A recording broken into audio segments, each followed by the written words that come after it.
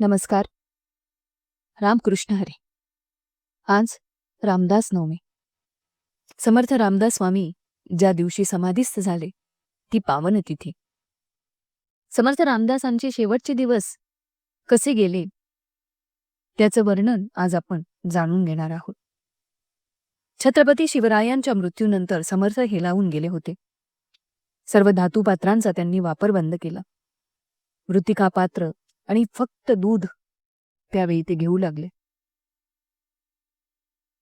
महाराजांच्या मृत्यूची बातमी आली त्यानंतर तेव्हा समर्थ हे साफळला होते. परंतु त्यानंतर त्यांनी गडावरती जाण्याचा संकल्प केला. कारण साफळला काही झाले तरी स्वामींच्या नादात भक्तगण रामाचं वैभव विसरतील. रघुपतीपेक्षा लोक माझे महत्व वाढवतील म्हणून गडच ठीक असं महाराजांच्या मनामध्ये आलं. मग त्यांनी रामाचा निरोप घेतला आणि एकच मागणं मागितलं. या देहाकडून सेवा घेतलीस, मीही ती केली.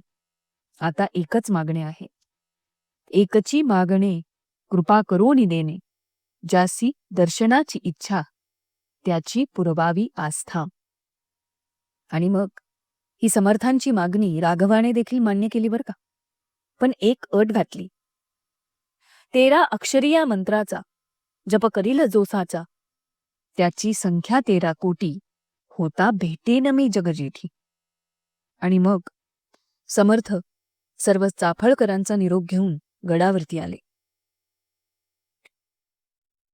महाराजांनी आपलं अन्नपाणी जर कमी केलंच होतं. मार्गशीर्षामध्ये त्यांची आणि कल्याणाची भेट झाली होती. 7 दशक आणि 70 समास लिहून झालेले होते. जे जे लोकांना सांगावेसे वाटते ते त्यांनी लिहून काढले. त्याचे पुन्हा वाचन झाले आणि मूळ ग्रंथाला ते जोडले गेले. सर्व अर्धवट कामे पूर्ण करण्याची गडबड त्यावेळी समर्थ करू लागले. 20वा दशक सुरू झाला. भक्ताचेनी साभिमाने कृपा केली दाशरथीने, समर्थ कृपेची वचने तो हा दासबोध. झाले साधनाचे फळ, संसार झाला सफळ, निर्गुण ब्रह्म ते निश्चळ, अंतरी बिंबले.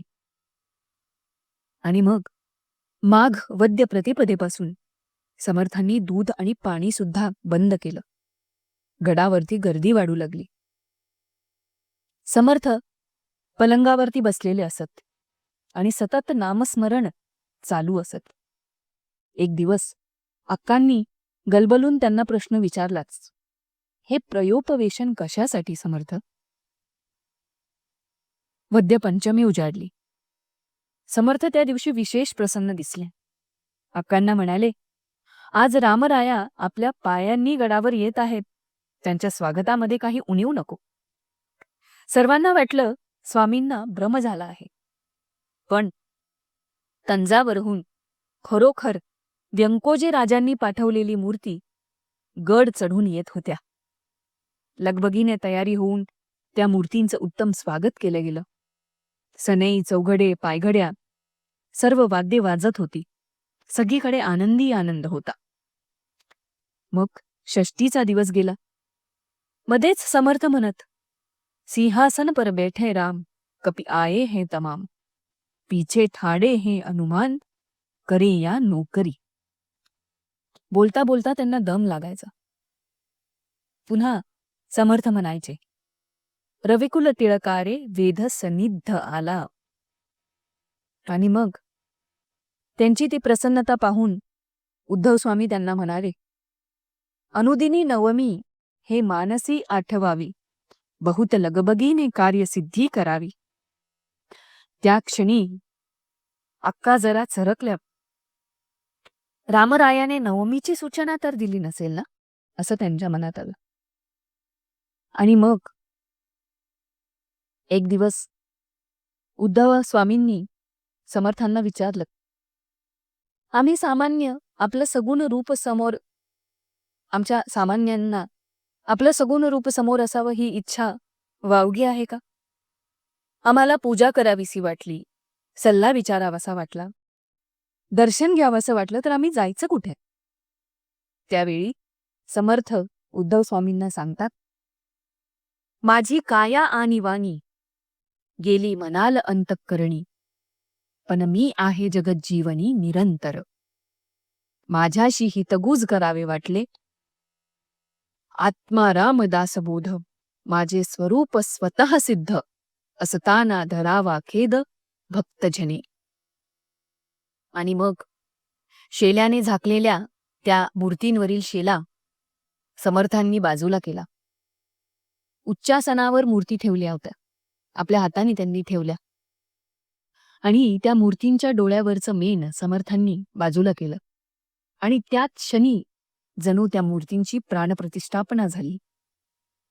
गुरु शिष्याची नजर भेट झाली. ये हृदयीचे ते हृदयी विराजमान झाले. गदगद होऊन समर्थ पलंगावर बसले. रामराया, एवढ्या लांबून येण्याचे श्रम केले मला नेण्यासाठी, स्वतः आलात? आणि मग माघवद्य नवमी उजाडली. समर्थ उठले, राममूर्तींना नमस्कार केला, स्नान केले, पद्मासनात बसले, ध्यान लावले. ते सर्व बघून अक्कांना हुंदका आला. समर्थांना भीमस्वामी आणि इतर जण पलंगावर बसवू पाहत होते, परंतु 10 जणांना ते भारी ठरले. समर्थांनी मनुका आणि पाणी घेतलं. बाहेर पटांगणामध्ये श्रीराम जय राम जय जय रामचा अखंड गजर चालू होता. शनिवारचा दिवस होता. 2 प्रहराची वेळ होती. माझी काया आणि वाणी याची आठवण सर्वांना समर्थांनी करून दिली. सर्वांना बाहेर बसायला सांगितलं. मध्ये फक्त अक्का होत्या. कपाळाला त्यांनी गोपीचंदन लावलं. गळ्यात तुळशीची माळ होती. समर्थांची ती तेजपुंज मूर्ती अक्का न्याहाळत होत्या. समर्थ उत्तराभिमुख बसले. हर हर हर हरचा जप चालू होता.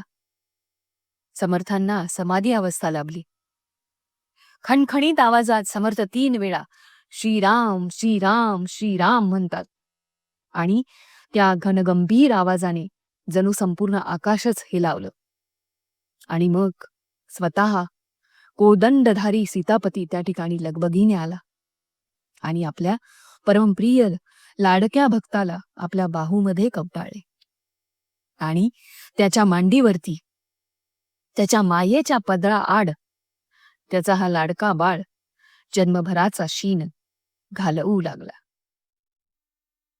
बोला, जय जय रघुवीर समर्थ.